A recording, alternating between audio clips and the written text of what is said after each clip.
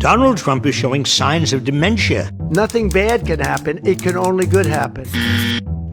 Why is the media barely reporting on this? And why won't they ask who's really making the decisions in the White House? I don't know. I don't know. I don't know. Can you imagine if President Biden or any other politician made a claim like this? Now drug prices are going to be going down 100%, 400%, 600%, 1,000% in some cases. Prices cannot go down more than 100%. That's not how math works.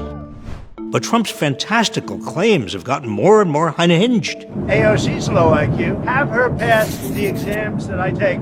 This is especially troubling given that he is the oldest president ever to be sworn in and has a family history of Alzheimer's. His growing confusion has alarmed psychologists like this former Johns Hopkins professor. There are times when he's really unable to complete a thought.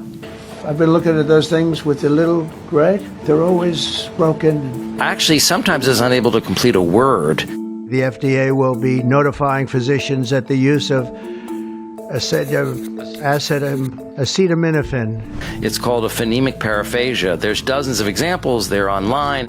Fake infrastructure, cryptologic, pergoverous. Trump also seems to be confused about when he was president. He falsely claimed in a post that the Biden FBI placed 274 agents into the crowd on January 6th.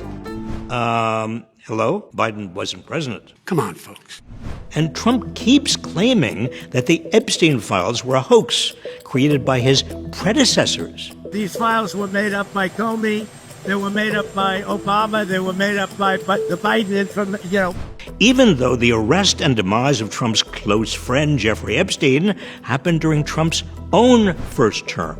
Trump is increasingly befuddled about who everyone around him is. He didn't seem to know who House Minority Leader Hakeem Jeffries was after he'd just been meeting with him. Even on the discussion that we'll have with Chuck Schumer, who was here yesterday, along with a very nice gentleman who I didn't really know. You know who I'm talking about.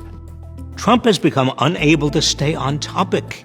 During a recent cabinet meeting, he went on a 15-minute rant about picture frames and lamps. I'll spare you from having to watch it in full, but I love the frame of those pictures. Look at those frames. By the way, it's an incredible clock. Oftentimes they'll show those lamps. I said, oh, wow. Medallions. If you paint it, it won't look good. Trump's ramblings have become so incoherent that the White House has started covering up for him by deleting transcripts of his remarks from their website. But they cannot hide his mental deterioration and growing paranoia. The word affordability is a con job by the Democrats. Recently, he was so mad about an escalator that stopped. All I got from the United Nations was an escalator stopped right in the middle. He claimed it was sabotaged by the UN and called for a Secret Service investigation. Paranoia, but it's really a Democrat hoax. And anger are common symptoms of dementia. So is a loss of impulse control. Donald Trump accuses members of Congress of sedition and says it's punishable by death. All have become cornerstones of Trump's second term. Trump appears to have accidentally posted a private message to his attorney general on social media, ordering her to target his political opponents, including former FBI Director James Comey and New York Attorney General Letitia James. Trump has also pressured TV networks to fire comedians who poke fun at him. You'd think the guy who fathered Eric and Don Jr. would know how to handle jokes. And has insisted that criticism of him is not free speech. When somebody is given 97% of the stories are bad about a person, that's no longer free speech. And he ordered troops to fight an imaginary war in Portland, Oregon, a decision he reportedly made because he was confused by a Fox News clip from 5 years ago that crossed his television screen. On Sunday morning, Trump told NBC, well, wait a minute, am I watching things on television that are different from what's happening? Are Trump's acts those of a sane person or of an aging, paranoid megalomaniac? Trump's cabinet could invoke the 25th Amendment to remove him from office. Instead, Stephen Miller, Russell Vought, J.D. Vance, and RFK Jr. seem to be feeding into Trump's paranoid delusions to increase their own power and advance their own fanatical agendas. A person suffering dementia can be a danger to themselves and others. The windmills are driving the whales crazy.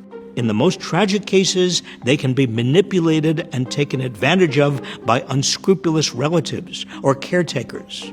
Is this what's happening in the White House? We must demand that the media fully investigate and tell the truth about Trump's deteriorating mental state and expose any handlers who are exploiting it. The president is unhinged. He is unwell. What are you doing? A lot of folks on your side are too. I don't control. Oh my God. Please help spread the word by sharing this video. What part of your body was the MRI looking at? I have no idea.